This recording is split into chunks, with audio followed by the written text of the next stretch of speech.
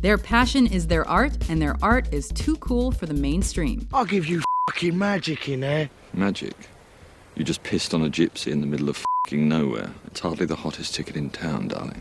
Welcome to WatchMojo.com, and today we're counting down our picks for the top 10 independent filmmakers.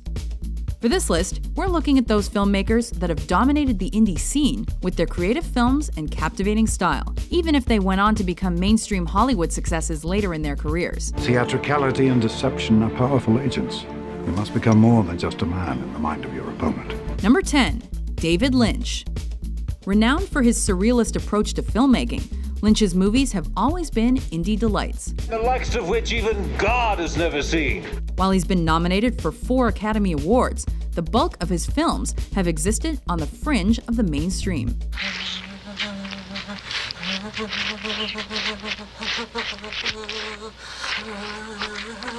He may have slowed down with filmmaking in recent years, but his classics such as Mulholland Drive and Elephant Man will go down in movie history. Life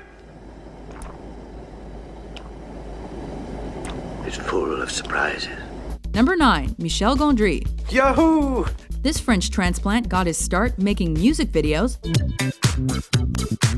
before he broke on the scene with his second film, Eternal Sunshine of the Spotless Mind. The film earned him an Academy Award, and he followed it with The Science of Sleep, a film that continued his playful and moody style as introduced in Eternal Sunshine. This is sort of warped. With a slew of short films and documentaries under his belt, Gondry is a true indie darling. Terrific. We're all going to be rich and famous. Number 8, Nicolas Winding Refn. You're a f***ing star. He's probably best known for his indie hit Drive, but the Danish expat director has been making films for decades. Do you remember this? His gritty and dark movies are underscored by themes of violence and transformation. Your time has passed. Mine has come. His work, including Valhalla Rising and Bronson, has garnered him a cult following worthy of the most seasoned indie filmmaker. The awesome soundtracks for his films don't hurt either.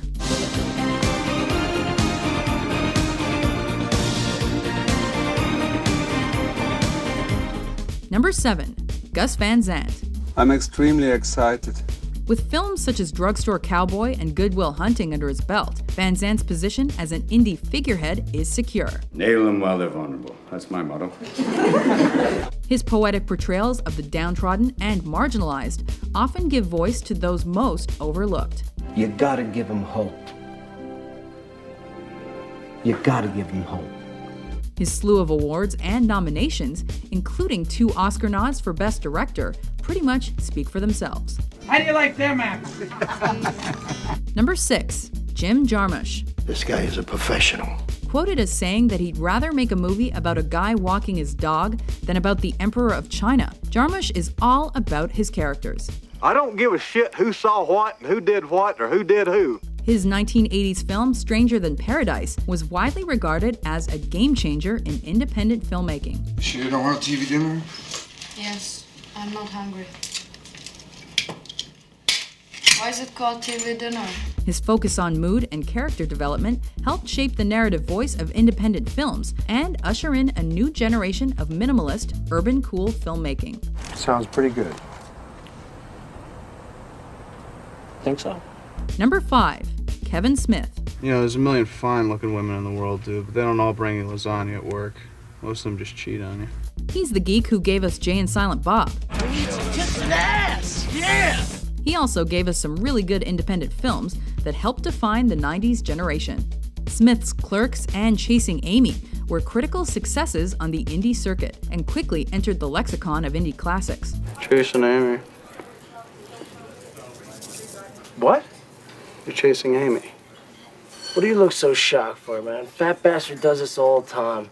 He thinks just because he don't say anything, it'll have some huge impact when he does open his Jesus mouth. Christ, why don't you shut up? Plus, being buddies with Ben Affleck means you can put him in 80% of your films. I assure you, you will all pay for your trespasses in blood. Number 4, Sofia Coppola.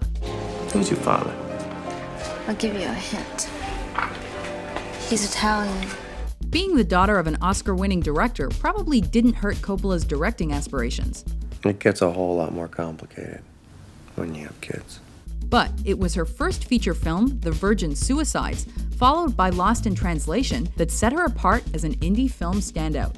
Basically, what we have here is a dreamer. Someone completely out of touch with reality. Her muted and introspective style make her an art house audience favorite. Yeah, there's a good buck in that racket. Number 3, Quentin Tarantino. What the f*** was I talking about?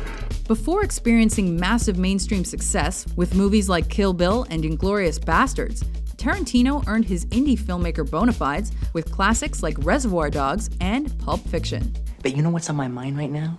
It ain't the coffee in my kitchen. It's the dead in my garage. That film's critical and commercial success propelled Tarantino into mainstream view, and the dialogue, violence, and heavy themes he used there translated into his later projects. We're gonna be doing one thing, and one thing only. Killing Nazis. Number 2, the Coen Brothers. You two are just dumber than a bag of hammers. The tag team directing duo of Joel and Ethan Coen is widely recognized for their film's distinct style and subtle, nuanced humor. We're only interested in one thing. Can you tell a story, Bart? Can you make us laugh? Can you make us cry?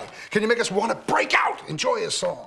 With a penchant for film noir and dark comedy, the Coens got their start running with Blood Simple, followed by critically acclaimed movies such as Barton Fink and Fargo. There's more to life than a little money, you know. Their immense success as independent filmmakers eventually led to their domination of the mainstream market with multiple award-nominated hits. Maybe your friends think I'm just a stranger. My face you never see. Before we unveil our top pick, here are a few honorable mentions. Malkovich. You must pay the rent. You must pay the rent. You must pay the rent today. I can't pay the rent. I can't pay the rent. I can't pay the rent today. Let me ask you something. Why would a review make the point of saying someone's not a genius? You think I'm especially not a genius? But when you killed him, I was so convinced that you'd remember. But it didn't stick. What I tell you about that noise? What I tell you about that pitch? What the f*** are you deaf? Are you? You! We want the black people on that motherfucking wall of fame now! Number 1, Paul Thomas Anderson. I make adult films, exotic pictures. Although Anderson had already released one critically acclaimed feature film, it wasn't until 1997's Boogie Nights that he set the indie circuit on fire. And the award for Best Newcomer goes to, yes, my baby boy! Anderson followed up the success of that smash with Magnolia, but he remained in the indie limelight. A lot of people think this is just a job that you go to. Take a lunch hour, job's over. Something like that. But it's a 24-hour deal. His reign was culminated by the immense indie success of There Will Be Blood, which is now considered one of the best movies of the 2000s. If you have a milkshake, and I have a milkshake, and I have a straw, there it is. That's a straw, you see. Watching. And my straw reaches across the room and starts to drink your milkshake. I drink your milkshake. I drink it up! Do you agree with our list? Who's your favorite independent filmmaker? For more entertaining top 10s published every day, be sure to subscribe to WatchMojo.com.